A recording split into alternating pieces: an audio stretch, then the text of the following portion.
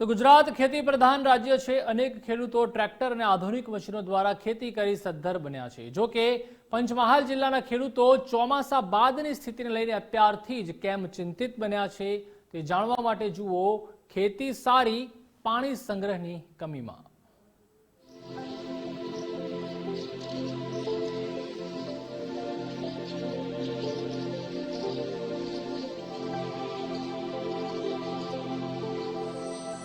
કુદરતનો અખૂટ ખજાનો, હરિયાળી ક્રાંતિનો નજારો।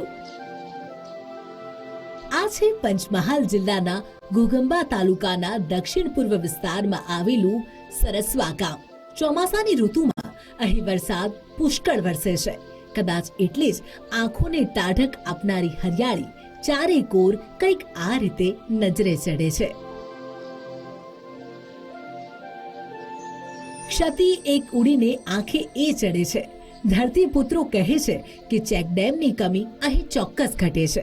મૂળ વાત એમ છે કે અહીં સમતલ નહીં બલકે ઢાળવાળી જમીન ડુંગરાળ વિસ્તારમાં હોવાથી આધુનિક યુગમાં પણ ખેડૂતોને હળ અને બળદગાડા મારફતે ખેતી કરવી પડે છે। ચોમાસામાં તો સાર્વત્રિક વરસાદ થતા મકાઈ, તુવેર અને કપાસની ખેતી કરે છે। જો કે સિંચાઈની વ્યવસ્થા ન હોવાથી અન્ય ઋતુમાં તેમને છૂટક મજૂરી કરવા અન્ય શહેરો તરફ મીટ માંડવી પડે છે। ઘોઘંબા તાલુકો છે અને સરસવા ગામ છે। હાથની માતા જોડે આવેલું ગામ છે।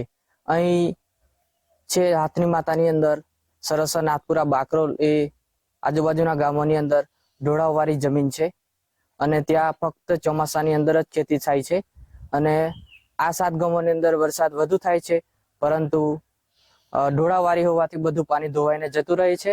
આ ઢાળવાળી જમીન હોવાથી ટ્રેક્ટરથી ખેતી થઈ શકે તેમ નથી। એના માટે બળદ રાખવો પડે છે તો બળદને બી તાલીમ આપવી પડે છે। ઢાળવાળી જમીન હોવાથી અહીંયાથી પાણીનું વહેણ થઈ જાય છે તો એના માટે ચેકડેમની જો સુવિધા થાય તો એના કૂવામાં તો બોરમાં પાણીના તળો ઊંચા આવે તો એનાથી શિયાળાની અંદર ખેતી થાય તો અમારે મજૂર મહેનતે બહાર જવું પડે એવું નથી। ચેકડેમની સુવિધા થાય, વ્યસ્ત થાય એવી અમારી માંગણી છે।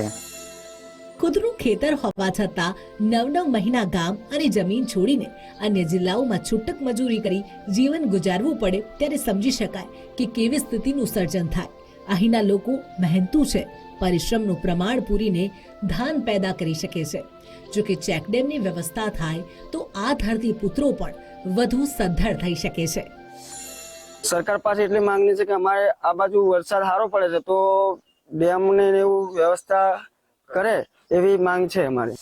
પંચમહાલ જિલ્લાનો અંતરિયાળ વિસ્તારમાં આવેલ જે ઘોઘંબા તાલુકા છે, ઘોઘંબા તાલુકાના જે અંતરિયાળ વિસ્તારમાં આવેલા જે આદિવાસી સમાજ છે તે ડુંગરાળ વિસ્તારમાં વસતો હોય છે અને આ ડુંગરાળ વિસ્તારમાં તેઓ ખેતી કરી પરિવારનું ગુજરાન ચલાવતા હોય છે। ત્યારે હાલ આપણે સીધા દ્રશ્યો બતાવવાનો પ્રયત્ન કરીશ કે ઘોઘંબા તાલુકાના જે અંતરિયાળ વિસ્તાર છે તે હાલ ડુંગરાળ વિસ્તાર છે અને ડુંગરાળ વિસ્તારમાં અહીં સિંચાઈની સુવિધા ન હોવાના કારણે ખેડૂતો ડુંગરાળ વિસ્તારમાં ચોમાસા આધારિત જ ખેતી કરતા હોય છે અને ચોમાસાના ખેતી પર તેઓ નિર્ભર રહેતા હોય છે। અહીંના જે ખેડૂતો છે એ ખેડૂતો ડુંગર ઉપર ખેતી કરી રહ્યા છે અને બળદના સહારે તેઓ ડુંગર ઉપર જે ખેતી પાક કર્યો છે એ પાકમાં જે ઘાસ ઉગ્યો છે એ ઘાસ બળદના સહારે કાઢવાની કામગીરી હાલ ખેડૂતો દ્વારા કરવામાં આવી રહી છે। Namdev Patil, Gujarat first news, Ghoghamba, Panchmahal.